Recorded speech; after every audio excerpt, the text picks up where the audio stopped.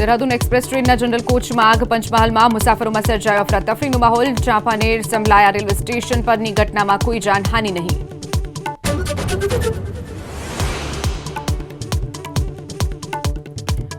Bhavnagar મનપાની dumping site પર આગ કેટલાક વાહનો આગથી બળીને ખાખ ફાયર વિભાગની ટીમે પાણીનો મારો ચલાવી આગ પર મેળવ્યો કાબુ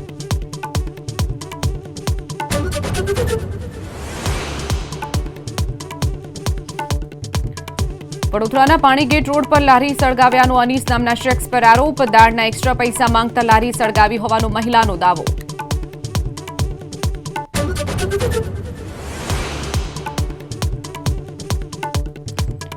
સ્થાનિક સ્વરાજની સંસ્થાઓના હોદ્દેદારોની પસંદગી પ્રક્રિયા ભાજપે કરી શરૂ 27 ફેબ્રુઆરી સુધીમાં લેવાશે સેન્સ 28મીથી 2 દિવસ પ્રદેશ ભાજપની પાર્લામેન્ટરી બોર્ડમાં બેઠકમાં નામ થશે નક્કી